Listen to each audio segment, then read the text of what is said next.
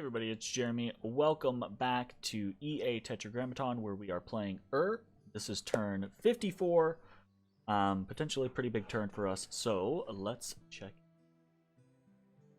Alright, so as we take a look, got a couple of battles to look into, a couple of events and other stuff. We have completed Enchantment 6, on our way to Enchantment 7. 6 is nice, 7 is the bigger prize for us, obviously, and then 8 beyond that, the biggest prize, perhaps. But 6 is still nice because it gets us a couple of different things, the most important of which being Relief, and perhaps the second most important of which being Aerofend. Okay? So both cool spells. Next up we have an Augury, which found nothing in Neotha.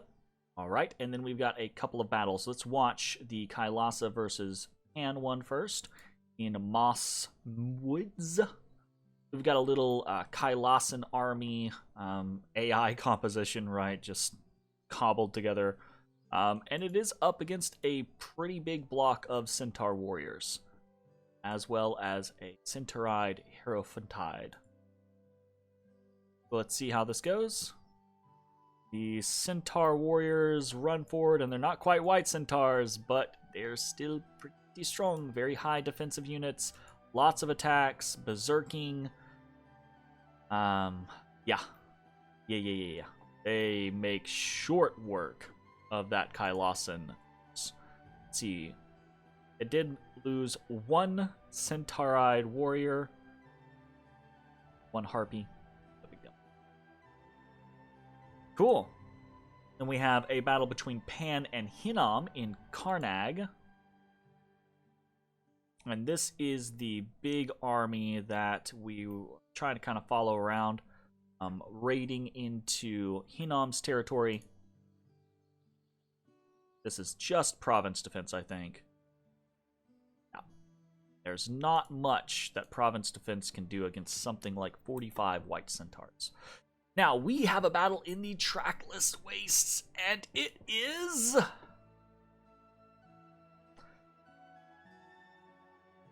Just province. It's all okay. Whoopa-doofa. That's really fast. Why is he so fast? Why has he got quickness? Oh, one of the Ishibs, like, casually cast quickness on him up there. That's pretty funny. Okay, so no massive battle in Trackless Wastes. Alright, sounds like a plan. What else do we got going on? We have an unexpected event in Gladewood. A handful of magic gems have been found in a deep ravine. 2 earth gems. Alright, sure. Unexpected event in Eal. A peddler. Alright, so we know how this typically goes. We scam the shit out of that peddler. 2 fire gems, 1 air gem, 2 earth gems, 1 astral pearl, 1 death gem, and 2 nature gems. Not a bad little haul. Okay, the entrance to the fortification in Trackless Waste has been breached. We have a massive force, very high strength, very high siege strength. We can pop most fortifications in 1 turn. I think the only way we wouldn't pop a fortification in 1 turn is if it was like a full-on citadel, or if it was like if it had like iron defense or whatever, the plus 1,000 siege strength or siege defense or whatever. So patrolling in Eal has killed 9 brigands. That place is like at 150 or something like that. It's gonna take a while to patrol that down with what we've got. All right, what are we doing? Well, we didn't have a big battle last turn, but it looks like we're probably going to have a big battle next turn. Oh, no. All right, so we've been feeling pretty confident because we have... the reports have consistently shown that we are... the armies are about the same size. But it looks like Yomi has been retreating and waiting to engage us in battle for the express purpose of gathering his forces again to this whole death ball thing. And this is scary. 532 units is a lot of fucking units. Now, we do still have a very strong force here. We're sitting at about 260 units. Very strong mage core. We are far stronger than what we were previously, right? Very good buffs. A lot of other stuff going on. So, I mean, you can't always outnumber your opponent. It's not always possible to have the numerically superior force. So sometimes you just got to take battles like this and hope for the best. So, let's talk about this. We are going to be storming the castle in Trackless Wastes. Okay. We're here. Our supply usage is actually fine because we, thought to bring a bunch of endless bags of wine this time around, so we're not fucked on supplies. We're a good fighting force. We're ready. We're able. What are we doing? Well, we already know the vast majority of what we're doing. We have slightly altered our positioning, our formation. I have pulled back our buffaloes and our mushushus. The intention here is to cause a scenario where his co-onis rush forward in mass. All of my units are on hold. So his units should rush forward in mass. They should hit mostly the center units as my guys come under and kind of begin to push forward. However, our Mushushu should definitely win the northern flank unless they're up against something really scary. So fingers crossed. And as they push, we should be able to wrap around. I don't know how the buffalo are going to react. Because they are tramplers, they might just scatter through the line, and that might end up being a bad thing. But I'm hoping that most of the overflow from this second wave is able to hold. And that's, of course, with the concept that what we are bringing to the battlefield is going to be able to overwhelm Yomi with buffs and hopefully with the ability to obliterate what has been his kind of power block, and that is a huge mass of co-onis. So let's talk about the buffs first. What are we bringing to the battlefield? We are bringing mass protection, okay? Because of the research that we've continued to do, we're actually also bringing relief to the battlefield, right? So we're going to have more protection. We are going to reduce our fatigue. We are bringing to the battlefield fog warriors, right? So we've got mass protection and relief on Isham 4. We've got fog warriors on Seasork 2. Okay, so fog warriors should enable our front line, our Urguard, our spear warriors, our Inky's Chosen, and our Mushushus and even the Buffaloes, right, should allow them to stand up against the Co-Onis way more effectively, especially in combination with something like mass protection. So we're going to have higher protection across the board for a lot of our units. Those units are going to be hard to wound because of fog warriors. So that, in the hope, right, is that the Co-Onis, which have been notoriously hard for us to hack through, thus have a harder time hacking through us, okay? So mass protection, relief, fog warriors, or anything else that we're really bringing as a buff. We do have some marble warriors going out. Obviously, we've got Legions of Steel and Strength of Giants, etc., etc. And then that's pretty much it. So we've got Poison Wards, obviously, but Poison Ward is in conjunction. So we've got our defensive side, which is Mass Protection, Relief, and Fog Warriors, along with the buffs that we've had for a while, Legions of Steel and Strength of Giants. So the Strength of Giants is more of a aggressive thing.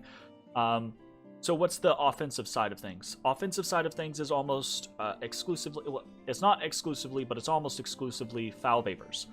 So The whole concept with foul vapors is that Co-Oni as a base do not have resistance to poison. Okay? Foul vapors is going to do a chunk of damage to them. The hope being is that within a few turns after casting foul vapors, it has killed every single Co-Oni. And when I say killed, what I mean is it has popped their material form and turned them into their ethereal form, thus allowing our mass of Ishibs and Gudus and Incies, etc. to turn around and just obliterate them with final rests. That's the plan. Oh, another buff that I forgot to mention is we have fanaticism, right? This is something that you're not always going to have. We have fanaticism. That's going to be increased morale, which is kind of necessary because demons have very high morale. We have good morale. I think the lowest morale that we have on average is 14, right? But 14 doesn't compete with 30, you know? Demons have very good morale, but having an additional 4, I think fanaticism is 4, having an additional 4 on top of that is going to put us in a more competitive light, okay? So, foul vapors, the plan there is to hopefully obliterate the Co-Onis. Now, it doesn't really do much to the majority of the rest of his forces. It should help kill off all the wolves and everything like that. That should be pretty easy, but overall shouldn't be too big of a deal, okay? We're also doing Doom, okay? So Doom is bad luck in combat. Doom means that you have a higher chance of taking wounds or being cursed, right? If you're cursed, you have a higher chance of taking wounds.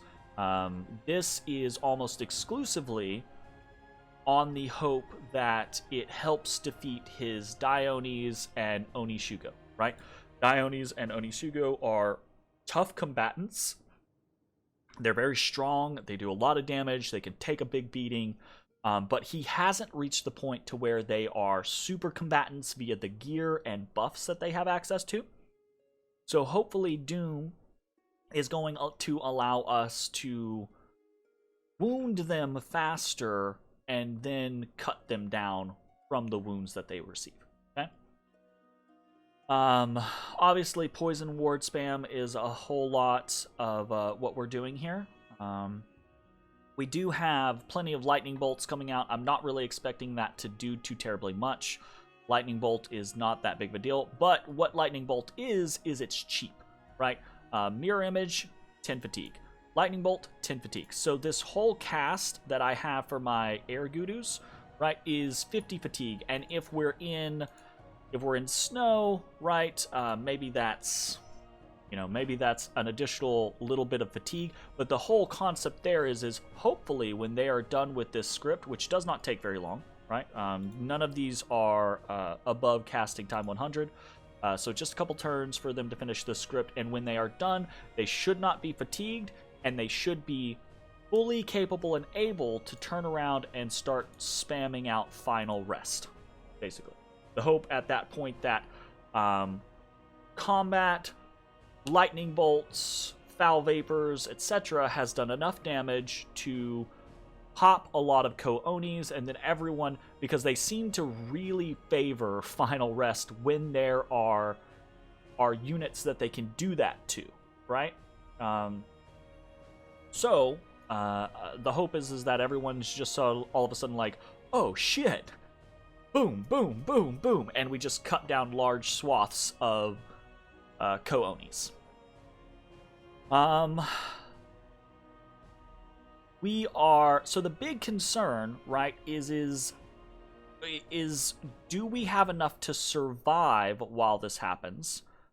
And can we poison ward the majority of our troops so that we don't just kill ourselves? And I don't know the answer to that question. I think we have done a lot. Another concern for me is that I have all these water gems on these Ishibs, and I'm not using them.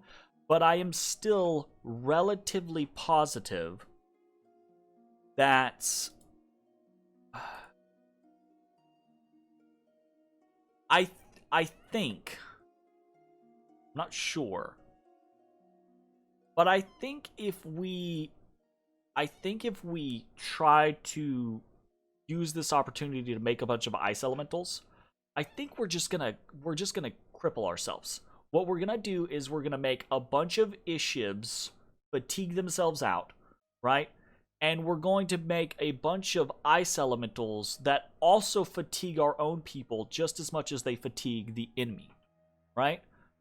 And there's probably a good way to do this, a good way to take like 4 or 5 Ishibs and set them on the side and have them all immediately cast an ice elemental, and now we have a power block of ice elementals on one side pushing, right? But for me, it feels like there's too much of a chance of that going awry. And we've seen in the past where we would have won previous engagements if our Ishibs were not fatigued. To the point to where I am considering coming in here with every single Ishib that I have. And not only, like, I like having liquid body on them, but I might honestly actually come in here and script them to only do things like Smite Demon, right? Specifically because I'm worried that leaving them on the script that they have currently, that they might cast stupid shit like Breath of Winter, or that they might just fatigue themselves out doing cold bolts or some dumb shit, right?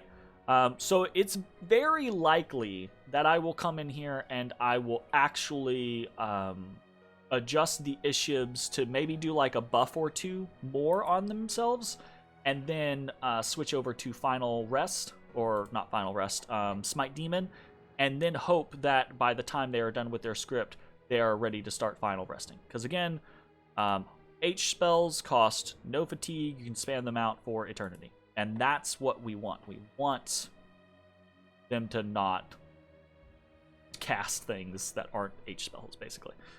So probably going to come in here and do a little bit more min-maxing. We have one last thing that we are throwing into the mix in Trackless Wastes. Because I'm pretty sure that Yomi is going to attack us. This is like the best opportunity for them to attack us. Probably guaranteed. We're teleporting our god over there. So, why are we teleporting our god over there? Honestly, not a lot of reasons. We're teleporting our god over there. And he is going to come in and he's going to Strength of Gaia. He's going to Howl. Howl is not going to do a whole lot in the area that we are in, right? We are in a waste. This is not a forest or a mountain, so it's not going to be overly effective. However, a few... And the wolves are going to die to foul vapors, okay? But a few wolves pulling off attention of some Dionis and Onishugos throughout the fight is potentially going to add to our benefit, right? It's not going to be a great spell, but it is going to do something. He also, by the way, is not on conservative magic use, okay? He's going to come in and Strength of Gaia to get himself basically bark skin and regeneration. He already has poison resistance, so I'm not worried about it. He has a Thistle Mace, so he is up to Nature 8. Howl only requires Nature 3, I believe. So he is going to cast this at significantly reduced fatigue cost. And then I have him spamming out poison wards, because that is the single biggest concern that I had, was that we wouldn't be able, and actually I need him to be forward just slightly, is that we wouldn't be able to get enough poison ward all over everyone that we're targeting, and that eventually we would rout ourselves by killing our own people with poison and HP rout ourselves. That might still happen. That very well might still happen. This is kind of greedy. In fact, I might swap it to where we poison ward first and then we howl last, because again, the howl is not going to matter too terribly much. But the goal here being is we got to get more poison ward down. We've got to get more poison ward down. So hopefully he's going to teleport in, be able to help defend. He's got some Boots of the Messenger. He's just got miscellaneous gear on, honestly, because we don't have a bunch of thug gear or anything yet to throw on him. We do have a Ring of Regeneration, but I don't think that's going to matter because, right? Because he's gonna be Strength of Guying himself anyways.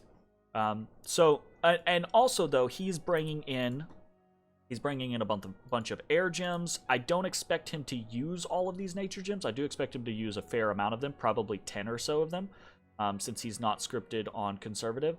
But I don't want him to fatigue out and not cast any of his shit, right?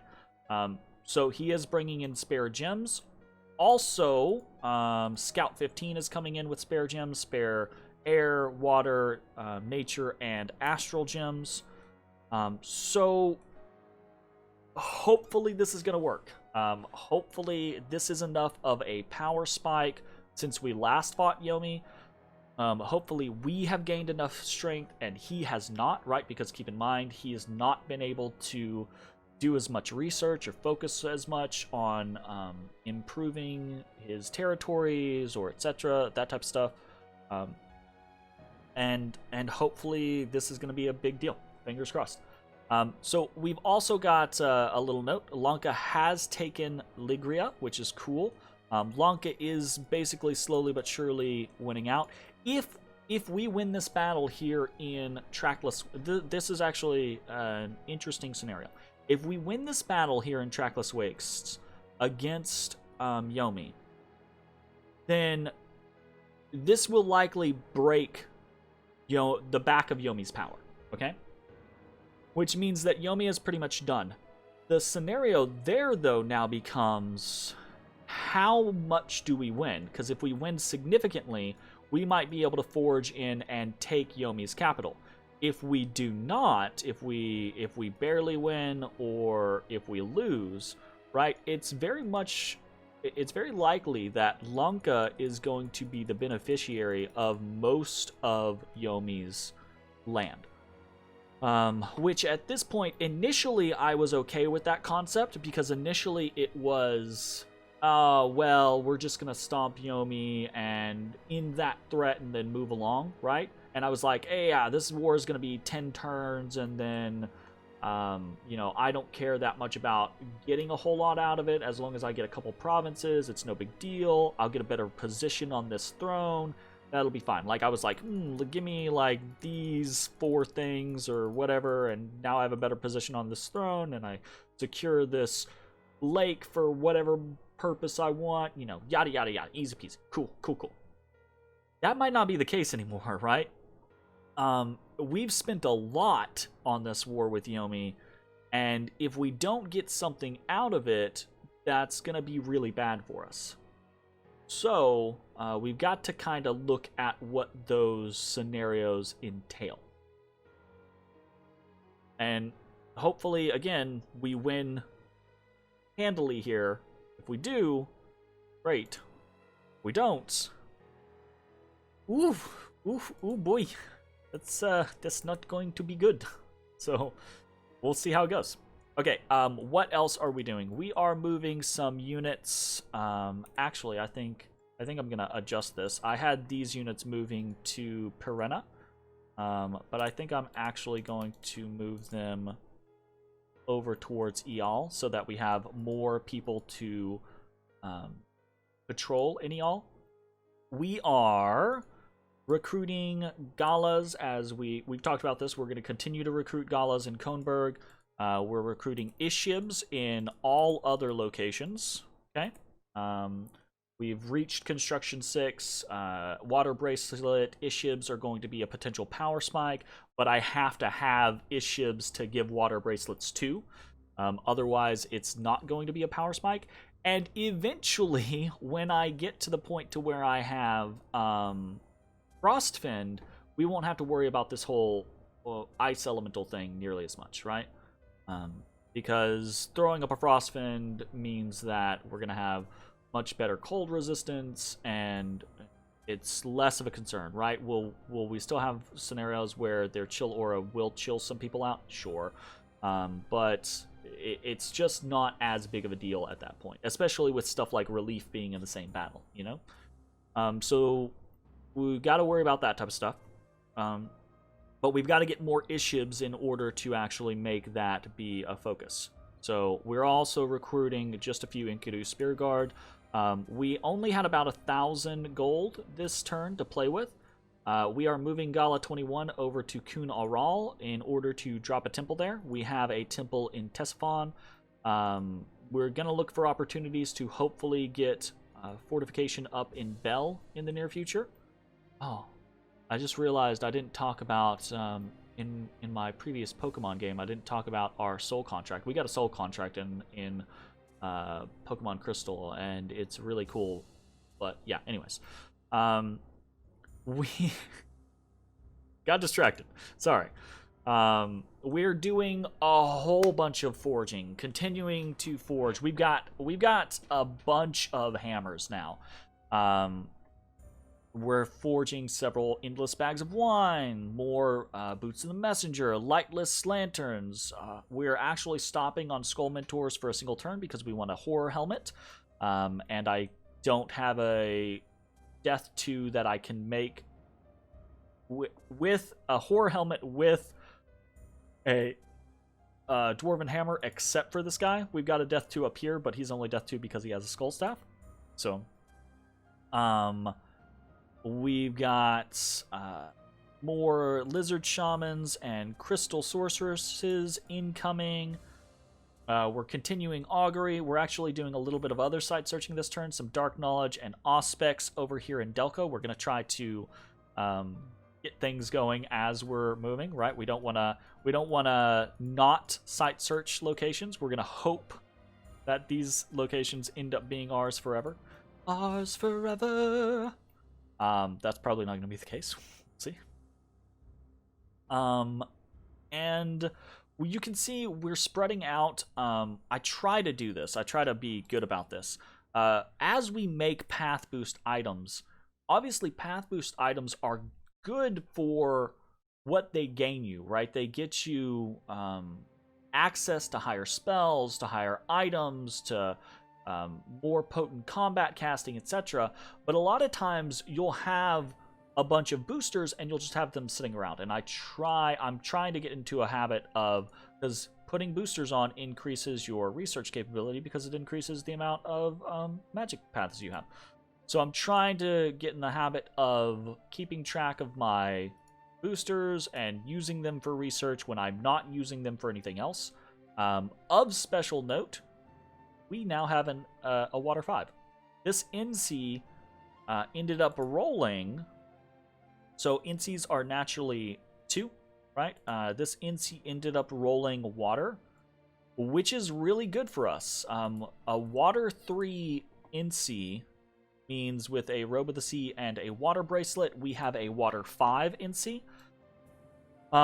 Water 5 gets us a couple things, but Water 5 in and of itself is not super important.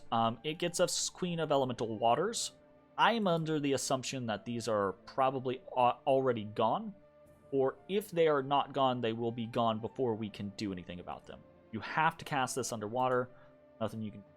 Okay? Alternatively, Water 5, I don't think Water 5 does too terribly much for us. But what we do get, we get Murdering Winter, and that's actually pretty important. Because we can very easily Wolven Winter, so we can hit people's lands with cold, basically, and then we can selectively Murdering Winter places as well. And Murdering Winter is great, truth be told. So, but this is the big deal, right? Stuff like Water 5 is not super important, but being able to get to Water 6, being able to empower or use another booster like a, we're never going to get there, but freaking like a Sorcerer Ring or you can't use a Sorcerer Ring, you would need to use a Wizard's Ring. getting up to Water 6 allows us to do things like Maelstrom. And Maelstrom could actually be a really big deal. We talked about this previously, how we're getting to that point to where all of the globals are going up.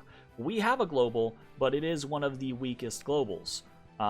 That's not to say that it's bad, and we've got so many nature gems in it that it's unlikely that we lose Mother Oak for probably the majority of the rest of the game. However, we need to continue to foster that power. Going water could be one of those routes, especially since Relay doesn't seem to be doing a whole lot. I don't know if they have a game plan for trying to like come out of the water at anybody, if they have been trying to come out of the water at anybody, if there's and they've also been kind of slow on their turns here lately. I think they might have missed a turn or two. I don't know if their focus on the game is wavering or not, so I'm trying to see if that's like a potential in for us, right? Water's not the greatest thing in the world, but if you have a pretty good dominance for water, then it can be a big deal. Especially if we have I don't know. Relay is not the strongest underwater nation, I suppose. And it feels like if we focus our attention on mass producing things like water bracelets and things like that, we could potentially get to this scenario where we all of a sudden we have a mass army in Agartha and we go bloop, bloop, and we're in a pool, right? Or we're bloop, bloop on Emerald Lake, and then we one turn pop it, and suddenly we have a foothold in the water, right? And then we war against Relay. I don't know. It seems like a poor plan to me, but it's an option. It's a route that we could potentially go. So just getting this guy is good, right? Whether or not we actually ever do anything with it, it's good to have the option. Okay. I think that is mostly it for this turn. Don't really have anything else crazy going on. We're continuing to forge some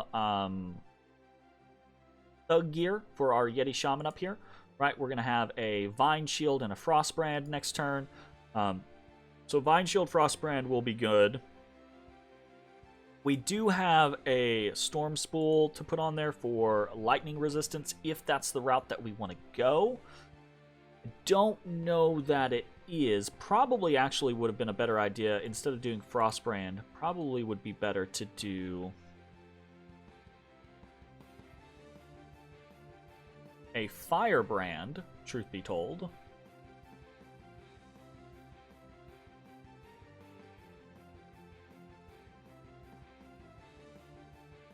Can you hit yourself with your own burst? I don't think you can. No, you can't. Because it's only area effect 1. I wonder, it would probably be better to go Firebrand instead of Frostbrand. Let's do that. Let's forge. Well, so if we're gonna change this up, right? What else do we need? We need a helmet, a body, and potentially a miscellaneous slot. So is there a water helmet or body that we give a shit about? Breath of Winter, we already basically have Breath of Winter. Probably not. Be told.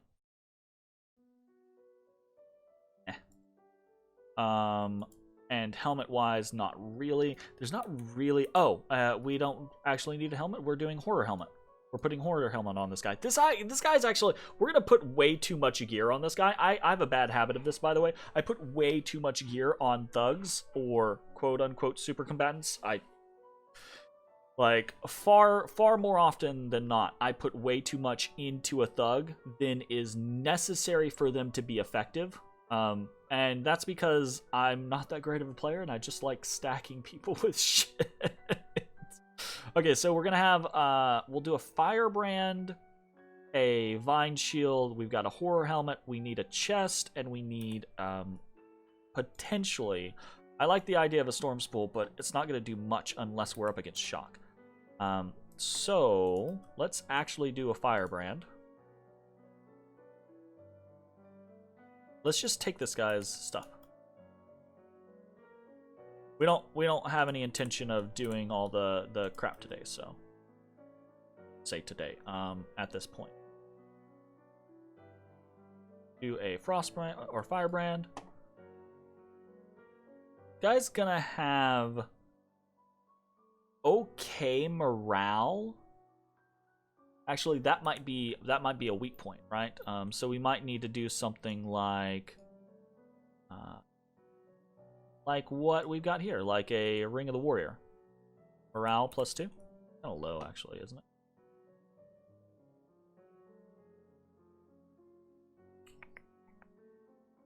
We could do magic resistance. We could do...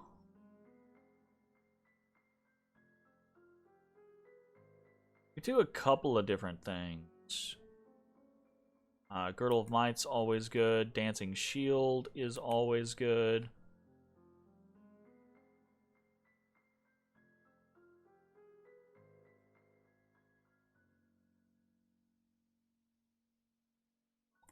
I do not know. I'm unsure, but I think Firebrand is the route that we would rather go. So we're going to go that route. That'll be an interesting set of gear for him. We'll figure out something for the body and something for the miscellaneous slot next time. His script is probably pretty simple. Something like Gaia's Blessing, Iron Skin, Temper Flesh. Fine. And that's pretty easy to get off. Only 3 spells.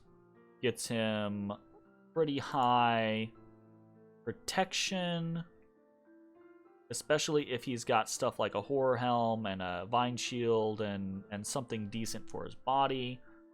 You know what probably would be the best? Mirror armor would probably be the best, but I can't do that. Who makes mirror armor? Is that fire?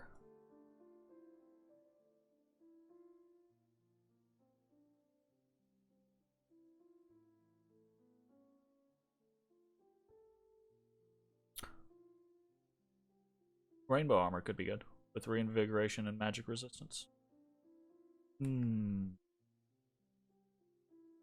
I gotta always remember to re-teleport my god. Because every time I go into casting, it cancels the teleportation. Alright, I'm just musing and going about different things, and it's wasting y'all's time. So that's the turn. We've got a big probable battle here in Trackless Wastes. We've got a couple of other interesting things happening. We're getting close to all Enchantment 7, which is a pretty big deal for us. We're continuing to boost through a bunch of different things, continuing to use a lot of our forging capabilities. We're looking to new options with nature, looking to new options with water. Gonna need to start looking to new options with fire because we're doing a really good job there. Same with death gems. Unfortunately, we suck in air, earth, and astral. So, whatever. Yeah, that's gonna be it for the turn. Hope you enjoyed. See you next time. Crossed. Bye, everybody.